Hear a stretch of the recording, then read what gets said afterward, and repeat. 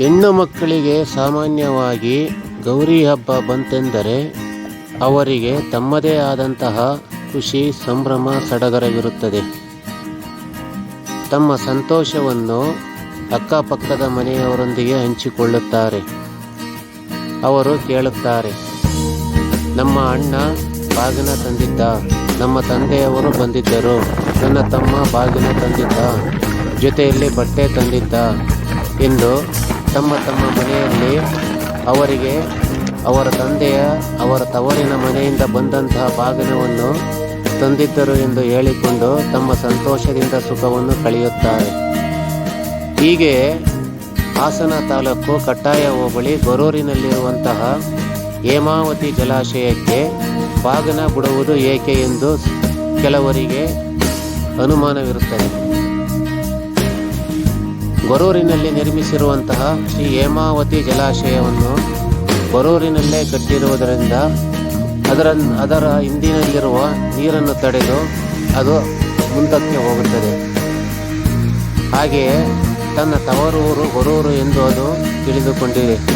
ಆದ್ದರಿಂದ ಬಾಗಿನವನ್ನು ಗೊರೂರಿನಲ್ಲಿ ಶ್ರೀ ಹೇಮಾವತಿ ಜಲಾಶಯಕ್ಕೆ ಬಿಡುತ್ತಾರೆ. ಗೌರಿ ಹಬ್ಬದ ಸಂಭ್ರಮದಲ್ಲಿ ಬಾಗಿನವನ್ನು ಬಿಡುತ್ತಾರೆ. ಆದ್ದರಿಂದ ತಮ್ಮ ಬಾಗಿನವನ್ನು ಹೇಮಾವತಿ ಜಲಾಶಯಕ್ಕೆ ಬಿಟ್ಟು ಪೂಜಿಸಿ ಮುಂದೆ ವರ್ಷವೂ ಇದೇ ರೀತಿ ತುಂಬಿ ಹರಿಯುವಂತೆ ಇರಲಿ ಎಂದು ಕೇಳಿಕೊಳ್ಳುತ್ತಾರೆ. ಮದುಮಗಳೊಬ್ಬಳನ್ನು ಮದುವೆಯ ಸಂಭ್ರಮದಲ್ಲಿ ಅಲಂಕರಿಸಿದರೆ ಹೇಗೆ ಕಾಣುವಳೋ ಅದೇ ರೀತಿ ಹೇಮಾವತಿಯು ಕೂಡ ತುಂಬಿ ಹರಿಯುವಾಗ ಸುಂದರವಾಗಿ ಕಾಣುತ್ತದೆ. ಆ ಸುಂದರವಾದ ಪ್ರಕೃತಿಯನ್ನು ನೋಡಲು ತುಂಬ ಜನರು ತಮ್ಮ ಸುತ್ತಮುತ್ತಲಿನ ಊರಿನಿಂದ ಬರುತ್ತಾರೆ. ಹೇಮಾವತಿ ಜಲಾಶಯವೆಂದರೆ ತುಂಬ ಜನರಿಗೆ ಅದು ತುಂಬಿ ಹರಿಯುವಾಗ ನೋಡಲು ಖುಷಿಯಾಗಿರುತ್ತದೆ. ಹಾಗೂ ಅದೇ ರೀತಿ ತನ್ನ ನೀರಿನಿಂದ ಅದರ ಸುತ್ತಮುತ್ತಲಿನ ಜನರನ್ನು ಸಾಕುತ್ತಿದೆ ಎಂದು ತಿಳಿದಿರುತ್ತಾರೆ. ಹೇಮಾವತಿಯು ತುಂಬಿ ಹರಿಯುವಾಗ ಅದನ್ನು ನೋಡಲು, ಮೇಲಿನಿಂದ ಬೀಳುವಂತಹ ನೀರನ್ನು ನೋಡಲು ಜನರಿಗೆ ತುಂಬ ಖುಷಿಯಾಗಿರುತ್ತಾರೆ. ಅದೇ ರೀತಿ ಬಂದು ಆ ನೀರಿನಲ್ಲಿ ಕುಣಿದು ಕುಪ್ಪಳಿಸಿ ಹೋಗುತ್ತಾರೆ.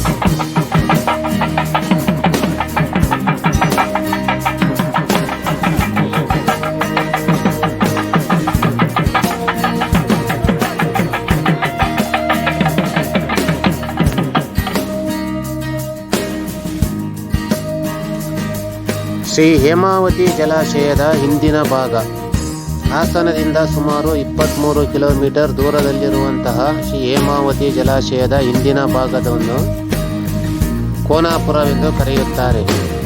ಹೇಮಾವತಿ ಜಲಾಶಯದಲ್ಲಿ ಸುಮಾರು 40 ರಿಂದ 45 ಹಳ್ಳಿಗಳು ಮುಳುಗಿ ಹೋಗಿವೆ.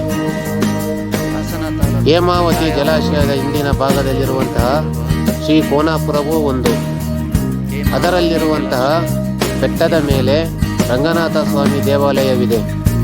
ಅದನ್ನು ಶ್ರೀ ಕೋನಾಪುರ ಬೆಟ್ಟದ ರಂಗನಾಥ ಸ್ವಾಮಿ ದೇವಸ್ಥಾನವೆಂದೇ ಕರೆಯುತ್ತಾರೆ. ಹಾಗೂ ಅಲ್ಲಿಗೆ ದೂರದಿಂದ ತುಂಬಾ ಜನರು ಬಂದು ಹೋಗುತ್ತಾರೆ. ಹೇಮಾವತಿ ಜಲಾಶಯವನ್ನು ನಿರ್ಮಿಸಲಾಗಿದೆ.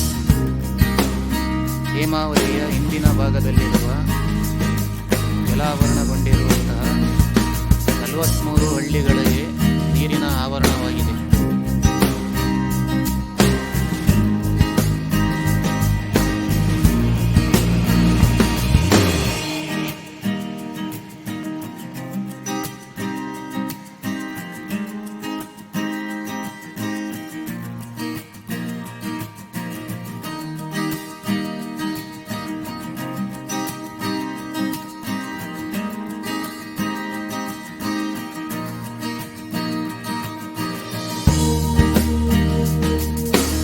ಹಳ್ಳಿ ಗಂಜಿಗೆರೆ ಮಾರ್ಗವಾಗಿ ಒತ್ತರಿಸಿರುವಂತಹ ಹೇಮಾವತಿಯ ಹಿಂದಿನ ನೀರಿನಲ್ಲಿ ಸುಮಾರು 43 ಹಳ್ಳಿಗಳು ಮುಳುಗಿ ಹೋಗಿವೆ. ಅದರಲ್ಲಿ ಕೋನಾಪುರವೂ ಒಂದು. ಕೋನಾಪುರದಲ್ಲಿರುವಂತಹ ಶ್ರೀ ರಂಗನಾಥ ಸ್ವಾಮಿ ಬೆಟ್ಟಕ್ಕೆ ಸುಮಾರು ಭಾರಿ ಜನರು ಬಂದು ಹೋಗುತ್ತಾರೆ. ಕೋನಾಪುರ ಬೆಟ್ಟವನ್ನು ಶ್ರೀ ಕೋನಾಪುರ ರಂಗನಾಥ ಸ್ವಾಮಿ ಬೆಟ್ಟ ಎಂದೇ ಕರೆಯುತ್ತಾರೆ. ಆ ಬೆಟ್ಟದ ಮೇಲಿರುವಂತಹ ರಂಗನಾಥ ಸ್ವಾಮಿ ಪೂಜೆಗೆಂದು ಬರುವಂತಹ ಭಾರೀ ಜನರ ಸಂಖ್ಯೆ ಇದೆ.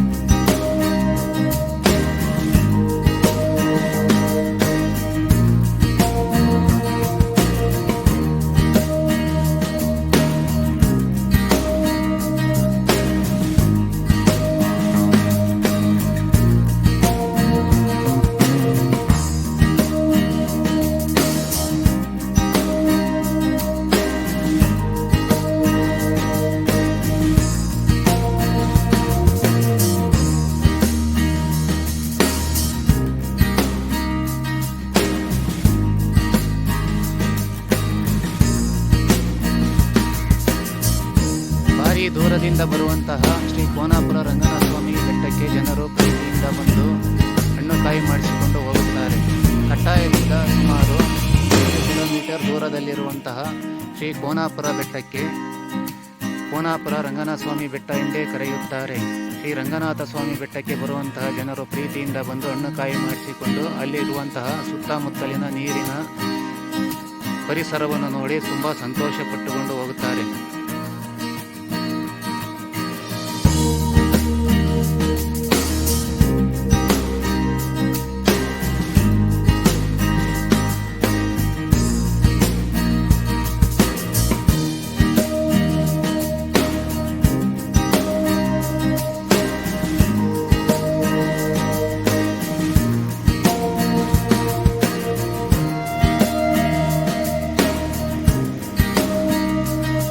ಬರುವಂತಹ ಜನರು ಅಲ್ಲಿ ಸಿಗುವಂತಹ ಪಾನಿಪುರಿ, ಚುರುಮುರಿ, ಬೋಂಡ ಮುಂತಾದವುಗಳನ್ನು ಪ್ರಸಾದ ಎಂದು ತಿಳಿದು ಪ್ರೀತಿಯಿಂದ ತಿಂದುಕೊಂಡು ಬೇಸರ ಕಳೆದುಕೊಂಡು ಹೋಗುತ್ತಾರೆ. ಹಾಗೂ ಇಲ್ಲಿಗೆ ಬರುವಂತಹ ಜನರು ಇಲ್ಲಿಯ ಪರಿಸರವನ್ನು ಪ್ರೀತಿಯಿಂದ ನೋಡಿ ಆನಂದಿಸಿ ತಮ್ಮ ಫೋಟೋಗಳನ್ನು ತೆಗೆದುಕೊಂಡು ಆನಂದದಿಂದ ಪ್ರೀತಿಯಿಂದ ಹೋಗುತ್ತಾರೆ.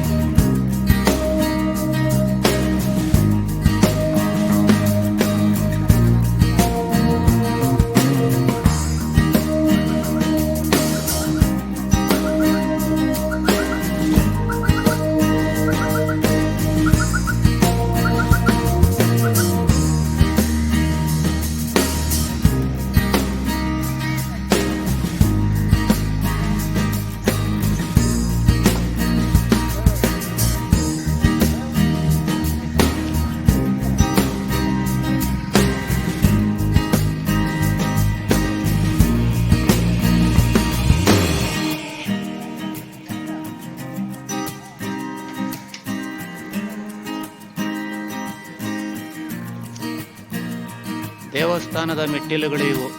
ದೇವಸ್ಥಾನಕ್ಕೆ ಹೋಗುವಂತಹ ಜನರು ಮೆಟ್ಟಿಲುಗಳನ್ನು ಹತ್ತಿ ಪ್ರೀತಿಯಿಂದ ಹೋಗಿ ದೇವರ ಆಶೀರ್ವಾದವನ್ನು ಪಡೆದು ಬರುತ್ತಾರೆ.